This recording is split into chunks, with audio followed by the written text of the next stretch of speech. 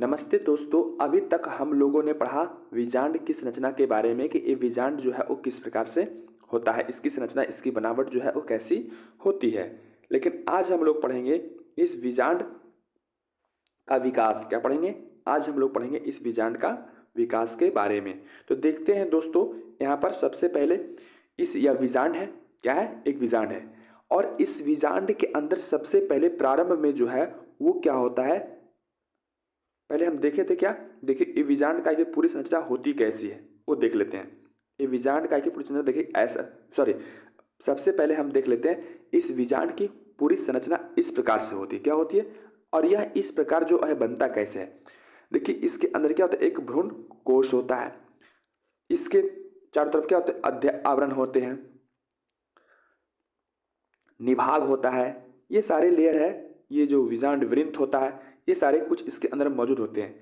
लेकिन इसका जो है वो विकास वो किस प्रकार से होता है, सबसे पहले उसके बारे आज हम लोग उसके बारे में पढ़ेंगे। तो देखिए कि दोस्तों, प्रारंभ में क्या होता है, प्रारंभ में जो विजांड जो होता है, विजांड का उत्तक से किससे बना होता है, विजांड का उत्तक किससे बना होता है, विजांड का उत्तक से मिलकर बना होता है। या विजांड का उत्तक जो होते हैं या फिर विजांड का जो होता है वो द्विगुणित होता है। कैसा होता है?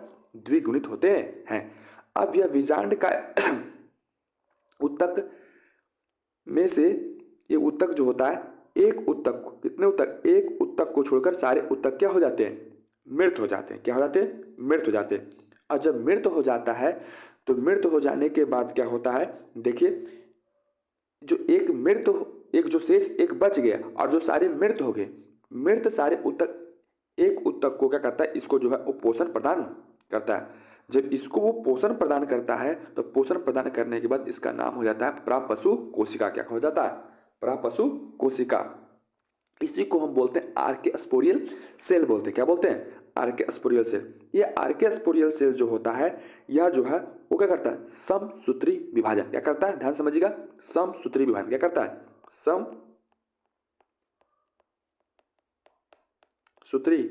विभाजन। कौन? ये प्रापशु कोशिका क्या करता है, प्रापशु कोशिका जो है वो समसूत्री विभाजन करता है। जब ये समसूत्री विभाजन करता है तो समसूत्री विभाजन करने के बाद क्या बनता है, प्राथमिक जनक कोशिका और प्राथमिक भित्तीय कोशिका। प्राथमिक भित्तीय कोशिका जो होती है वो विजांड द्वार की ओर होती है। क्या होती है? विजांड द्वार की ओर होती है। और प्राथमिक जनक कोशिका जो है वो निभाग की ओर, कहाँ होती है, निभाग की ओर होती है। अब इसमें से क्या होता है, प्राथमिक भित्तीय कोशिका जो है यह जो है वो नष्ट क्या हो जाती है, ध्यान से समझिएगा। इसको क्या होता है, ये जो है वो नष्ट हो जाता है। और नष्ट हो जाने के बाद इसी को जो है वो पोषण प्रदान करता है। किसको? प्राथमिक जनक कोशिका को जो है वो पोषण प्रदान करता है। और जब पोषण प्रदान करता है तो क्या होता है, इसे हम फिर बोलते हैं गुरु बीजाणु मात्र कोशिका। क्या बोलते हैं? गुरु बीजाणु मात्र कोशिका। अब ध्यान से समझिएगा, यहाँ पर जो गुरु बीजाणु मात्र कोशिका है वह है द्विगुणित। क्या होती है? द्विगुणित होती है। क्यों? क्योंकि अभी तक जो कोशिका जो थी यहाँ पर प्रापशु कोशिका, यह विजांड काय जो होता है, विजांड काय जो होता है वो क्या होता है, द्विगुणित होता है। ध्यान समझिए, विजांड का उत्तक नहीं, विजांड काय जो है वो द्विगुणित होता है। अब इसके अंदर जो भी कोशिका थी वो भी क्या थी, द्विगुणित थी। क्या थी? द्विगुणित थी। लेकिन समसूत्री विभाजन के बाद जो है इस प्रकार से इसका अंतिम जो कोशिका जो बनी है वो क्या बनी है, गुरु बीजाणु मात्र कोशिका। यह गुरु बीजाणु मात्र कोशिका कैसा होता है, द्विगुणित। कैसा होता है? द्विगुणित। कैसा होता है? द्विगुणित। अब यह द्विगुणित कोशिका जो है अर्धसूत्री विभाजन करता है। तो हम लोग जानते हैं कि जब कोई दो द्विगुणित कोशिका अर्धसूत्री विभाजन करता है तो अगुणित कोशिका का जो है निर्माण होता है। तो यहाँ पर जो है वो चार अगुणित क्या होती है, चार अगुणित कोशिका का निर्माण होता है। अब इन चार अगुणित कोशिका में से जो है तीन कोशिकाएं जो है वो क्या हो जाती है, नष्ट हो जाती है। क्या हो जाती है? नष्ट हो जाती है। और शेष एक को जो है वो पोषण प्रदान करता है। क्या करता है? शेष एक को जो है वो पोषण, इसको क्या करता है, पोषण प्रदान करता है। पोषण प्रदान करने के बाद यहाँ पर जो शेष एक बचा है इसे हम बोलते हैं सक्रिय गुरु बीजाणु। और सक्रिय गुरु बीजाणु जो होता है अगुणित। क्या होता है? अगुणित। सक्रिय गुरु बीजाणु जो होता है वो क्या होता है, अगुणित होता है। क्या होता है? अगुणित। एन क्या होता है? अगुणित होता है। अब यहाँ पर देखिए इसी प्रकार से यहाँ पर है, यहाँ पर जो यह है यह सक्रिय गुरु बीजाणु नहीं है। क्या है? सक्रिय गुरु बीजाणु नहीं है, यह सिर्फ जो है वो गुरु बीजाणु मात्र कोशिका। क्या है? गुरु बीजाणु मात्र कोशिका है। इस फिगर में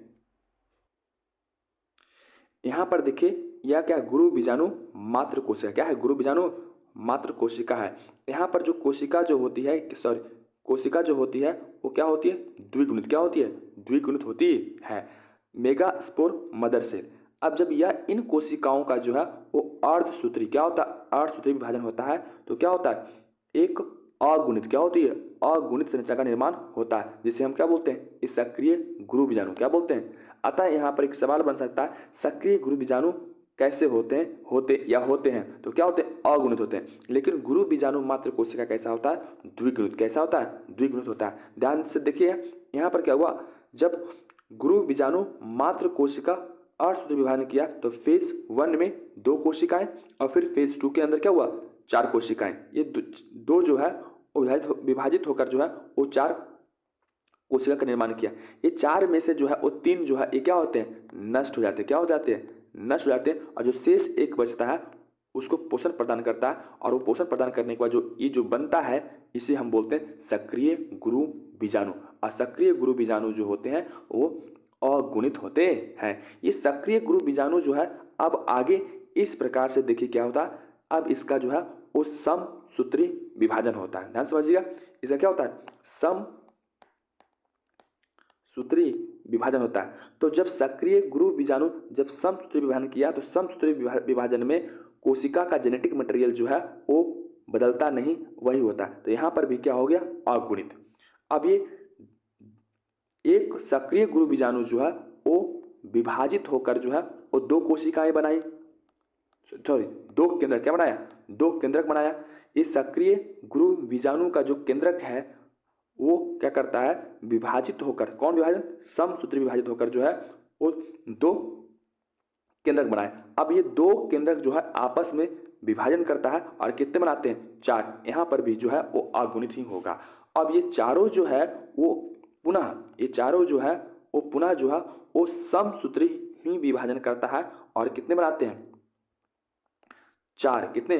4 केंद्रक का निर्माण करता है। तो अतः जब यह सक्रिय गुरु बीजाणु समसूत्री विभाजन करता है तो समसूत्री विभाजन करने के बाद ही जो है वो भ्रूण कोश का जो है वो निर्माण होता है। कैसे होता है इसके बारे में हम अगले वीडियो में